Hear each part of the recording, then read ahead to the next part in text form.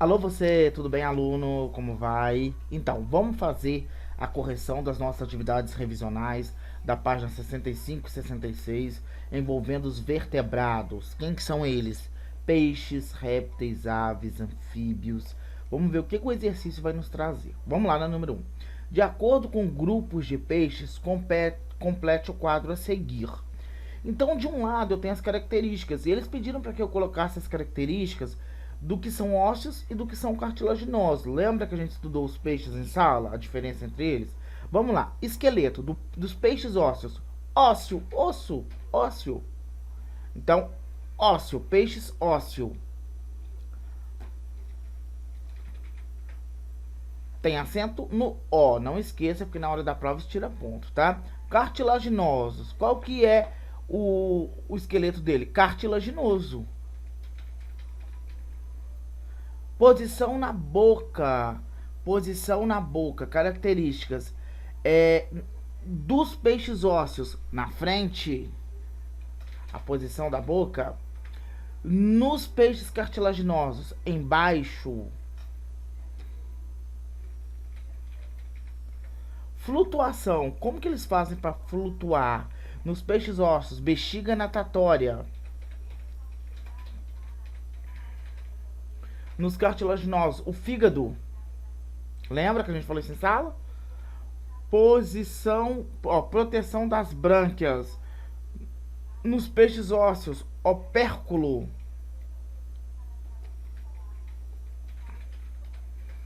Nos cartilaginosos, as fendas branquiais. E aí, galera, eles estão me pedindo o seguinte, exemplos, né? Um exemplo que eu posso dar é o nosso lambari, do nosso dia a dia, do nosso cotidiano, do peixe ósseo. E dos cartilaginosos, a gente pode ter o tubarão, por exemplo, né? Então, são características dos peixes ósseos e cartilaginosos, e as suas respectivas características. Nós temos que ficar atentos a isso, porque a nossa prova é de consulta, mas mesmo assim é importante entendermos o que está acontecendo, tá? Número 2, peixe ainda, olha. Os tubarões apresentam na pele lateral, os tubarões apresentam na parte lateral e frontal da cabeça vários poros denominados ampolas de Lorenzini. Nós falamos sobre ela em sala, como mostra a figura abaixo. Explique a função dessas estruturas. Qual que é a função das ampolas de Lorenzini? Elas captam alterações na água, e com isso os tubarões eles conseguem identificar presas ao ambiente, né? Então eles conseguem, por causa dessas alterações na água, é que os tubarões conseguem capturar presas. Então, por causa dessas ampolas de Lorenzini, esses órgãos é que captam essas alterações na água, tá? Número 3. A presença de anfíbios no ecossistema é um indicador de que esses locais estão preservados. Isso se relaciona ao fato de esses animais apresentarem pele úmida e realizarem trocas de substâncias com o ambiente através da pele. Sobre isso, faça o que se pede. Então, agora a gente está falando de anfíbios. Escreva exemplos de animais do grupo dos anfíbios. Tem vários, mas vamos colocar os mais comuns: sapos, pererecas e rãs, que é os mais comuns: sapos, pererecas e rãs.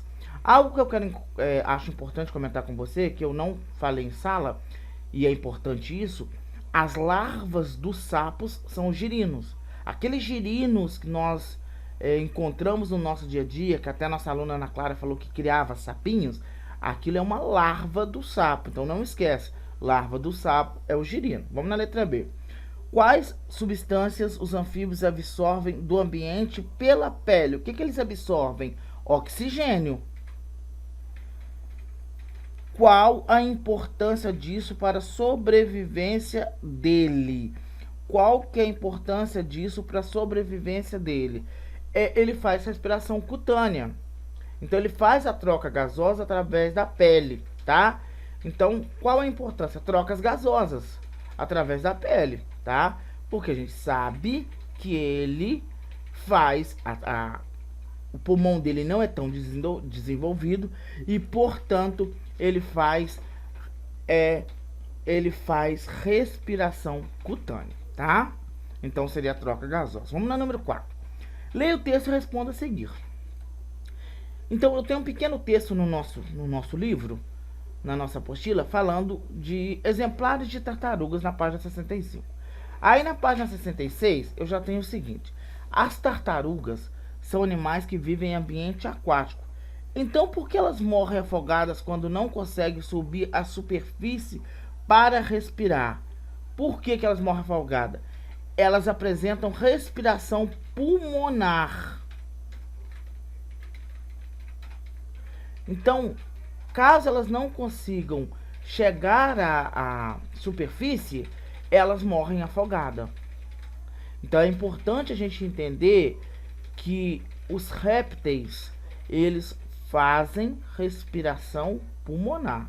Algo interessante, a gente comentou em sala. Quem surgiu primeiro, o ovo ou a galinha? Lembra que a gente até falou sobre isso? Então, o ovo surgiu primeiro nos répteis. Então a gente não pode esquecer disso, isso é matéria de prova sempre, tá? O ovo de casca dura, nos anfíbios tem ovos? Tem, mas a casca é extremamente mole, ou seja, fica muito suscetível a predadores. Vamos na número 5. Entre as características das aves, podemos destacar o corpo recoberto por penas. Olha, verdade. Explica a relação entre as penas, o acasalamento e o voo das aves. Então, aqui eu tenho que explicar a relação entre as penas, o acasalamento e o voo das aves. Então, olha, nos machos, só um exemplo. Nos machos, as penas exuberantes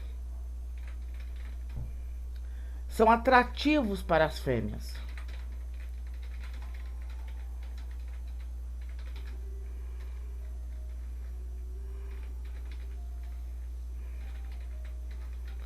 Então aqui eu já coloquei também, quando eu falo nos machos apenas exuberantes são atrativos para fêmeas, eu já coloquei, já estou explicando a relação entre as penas e o acasalamento, né?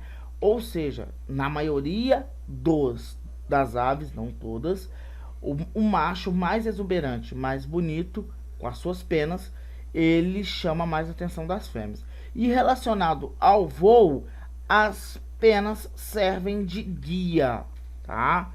Em relação aos voos,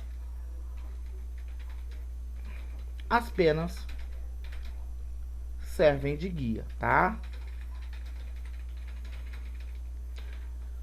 Vamos na número 6. Olha, na número 6 eu tenho um bico sem dentes, eu tenho, além disso, tem um desenho das aves aí com quilha. As aves não apresentam dentes. Falando, é uma informação que eu tenho. Então, como elas realizam digestão dos alimentos, né? Então, elas apresentam o papo para armazenar e amolecer o alimento e moela para triturar.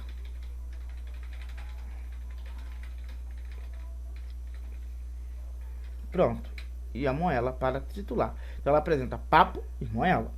Com base na análise do esqueleto da ave representada, ela pode ser classificada como paleognata ou neognata. Justifique sua resposta, tá? Então, a gente tem essa classificação das aves de neognata e de também paleognata. Essa ave, então, ela é como? Ela é uma neognata. Por que ela é uma neognata?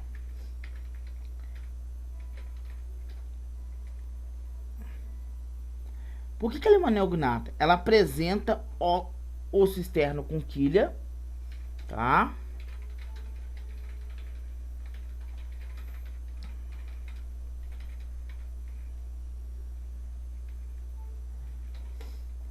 Na qual fixam os músculos peitorais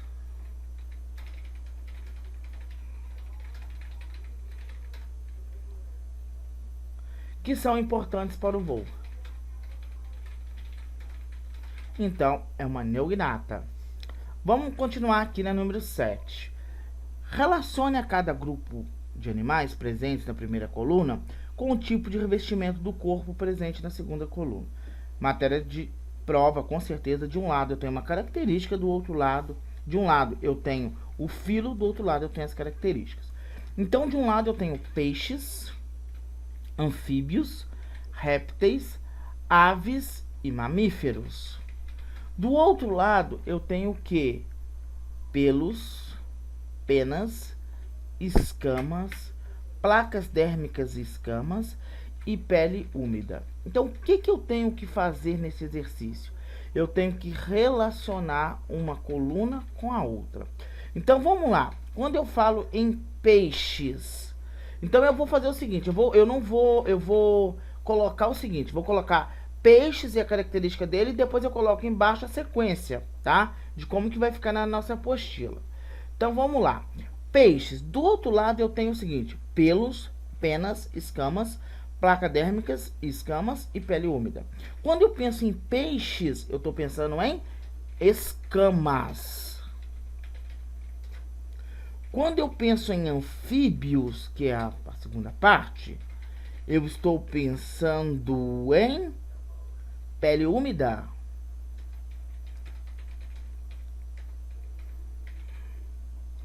Quando eu estou pensando em répteis, eu estou pensando em placas dérmicas e escamas. Quando eu estou pensando em aves, penas. Muito fácil. Quando eu estou pensando em mamíferos, pelos.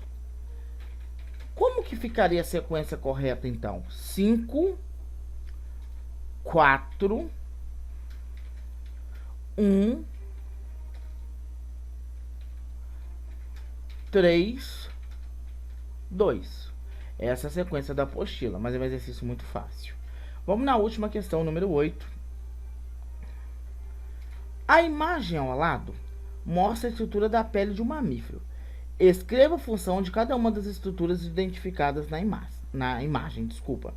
Então, o que eu tenho aí? Eu tenho pelo, eu tenho glândula sebácea, glândula sudorípara e eu tenho tecido adiposo. Então, escreva a função de cada uma das estruturas, tá? Os pelos, para que serve pelo? Os pelos, aquecimento do corpo do animal e proteção da pele.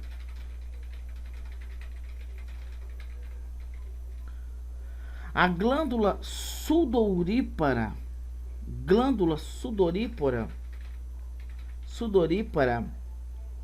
produção do suor.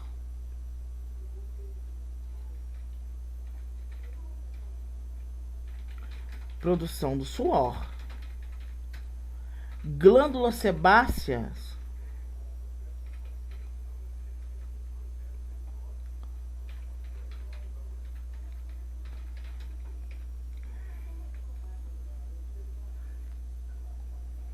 lubrificação da pele. E nós temos o nosso tecido adiposo, que é o nosso isolante térmico. Então, está aí as características do que estão me pedindo. Gostaria de lembrar que a gente não falou sobre glândulas sudoríparas, sebáceas e tecido adiposo, porque nós não estudamos os mamíferos. A única coisa que nós sabemos dos mamíferos que eu pedi para você fazer é que eles tinham pelos, e aí sim serve para quê? Aquecimento do corpo e proteção da pele. Galera, então basicamente é isso, é só ler, fazer as suas anotações, e segunda, né, a próxima segunda é a nossa prova. Então é isso, tchau, tchau.